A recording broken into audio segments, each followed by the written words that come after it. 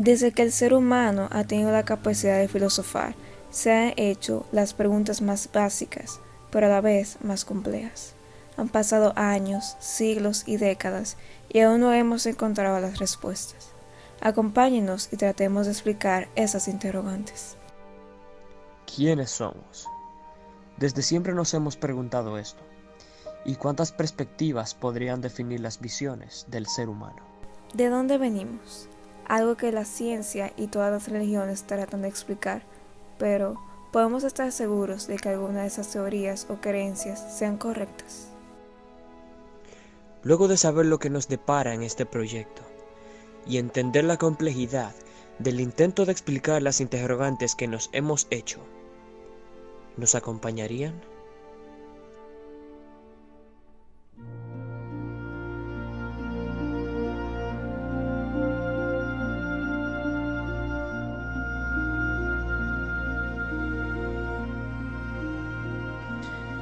¿De dónde venimos? Es una cuestionante que ha estado presente en la vida del ser humano desde sus inicios. Diferentes culturas alrededor del mundo han tratado de responder esta incógnita. Algunos desde el punto de vista religioso, otros desde mitos.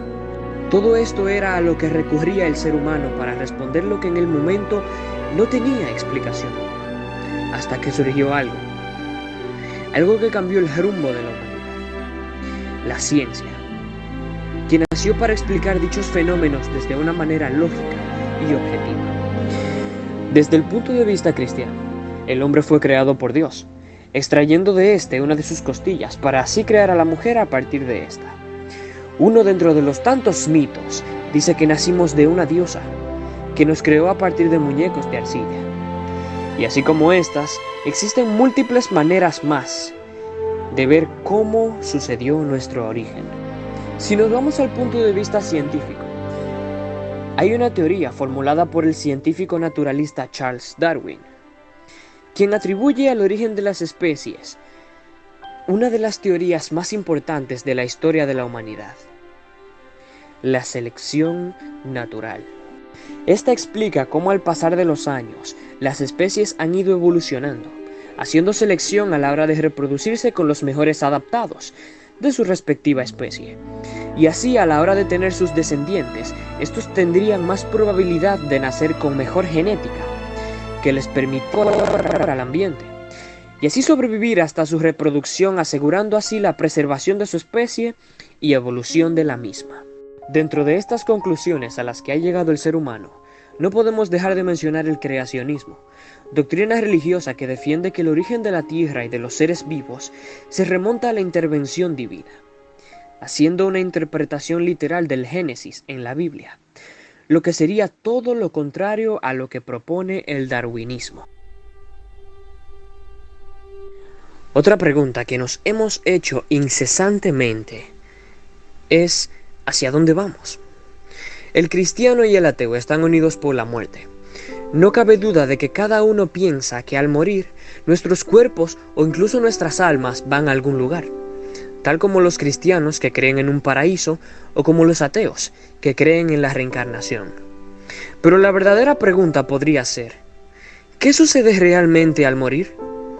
Dentro de la incertidumbre del ser humano sobre la muerte, se encuentra la pequeña esperanza de que el cuerpo, en el cristianismo, o el alma, en la filosofía, van a un lugar en el cual pueden vivir una vida nueva, y no simplemente quedarse en el vacío.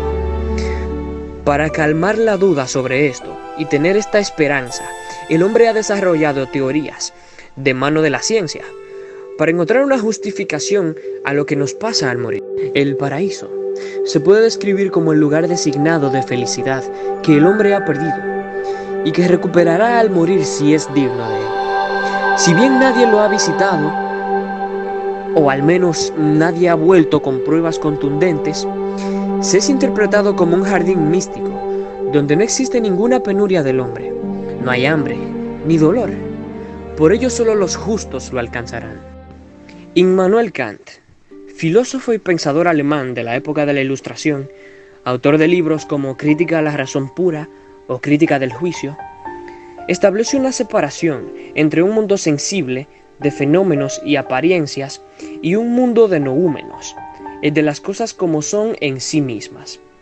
Solo seremos felices en la medida en que hayamos actuado racionalmente ante nosotros mismos y cuantos nos rodean. Seremos felices si hemos cumplido con nuestro deber. ¿Quiénes somos? Desde siempre nos hemos preguntado quiénes somos y de cuántas perspectivas se podrían definir las visiones del ser humano. Existen diversas definiciones, como las que explica la antropología cristiana y la antropología secular. Para la antropología cristiana, la visión del ser humano se define desde el punto de vista de la revelación, estableciendo el concepto cristiano del hombre. Esta antropología nos ayuda a entendernos a nosotros mismos desde la perspectiva de Dios. Por otro lado, la antropología secular es anticristiana, consta de una ética propia. Esta pretende la aplicación de la ciencia y la tecnología para la mejora de la condición humana. Estas definiciones nos llevan a dos conceptos que se contradicen, el concepto del ateo y el concepto del creyente. El ateo niega la existencia de cualquier Dios, rechaza la religión y no cree en lo espiritual. Estos señalan que no hay suficiente evidencia para comprobar la existencia de Dios o la de todo lo relacionado con el ámbito espiritual, así que simplemente lo rechazan. Por otro lado, el creyente busca definir el absoluto significado y definición de su espiritualidad, así como también se pregunta sobre el propósito y significado de su vida, teniendo siempre como centro a Dios. ¿Qué es la razón? La razón es la facultad para pensar, reflexionar e inferir. El argumento que se expone en respaldo hacia una determinada cosa, el motivo, causa y el consciente de dos cifras. ¿Qué es la fe? La fe es la creencia, confianza o asentamiento de una persona en relación con algo o alguien, y como tal, se manifiesta por encima de la necesidad de poseer evidencias que demuestren la verdad de aquello en lo que se cree. Relación entre razón y fe. La fe no es contraria a la razón. Creer no significa abdicar de la razón. Tampoco la fe puede ser contraria a la ciencia, pues lo verdadero no puede contradecir a lo verdadero. La verdad tiene una misma fuente que es Dios, y Dios no puede contradecirse. Las realidades no sagradas y las realidades sagradas provienen de la misma fuente que es Dios.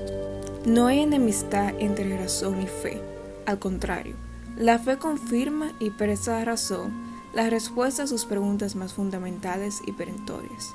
No se confunden, hay una frontera entre razón y fe, pero también hay un espacio donde se encuentran. Si la razón no se resiste, si no se intimida, si no cede a la tentación del egocentrismo, la fe fecunda a la razón, con verdades nuevas, la sana, la eleva, la introduce en el ámbito de lo divino, la salva de la desesperación o, en su caso, de la frivolidad intelectual. Científicos y Dios. Algunos de los grandes nombres de la ciencia han negado la existencia de Dios, pero, a lo largo de la historia, otros tantos trataron de encontrar una manera de reconciliar la ciencia con su fe. Mencionando algunos de los grandes científicos y sus posturas religiosas en la historia, encontramos a Galileo y su conflicto con la Iglesia, la fe en la ciencia y en Dios de Mitchell, producto de la debilidad humana para Einstein, el agnosticismo de Marie Curie y el Dios innecesario de Hawkins. La influencia religiosa en la sociedad.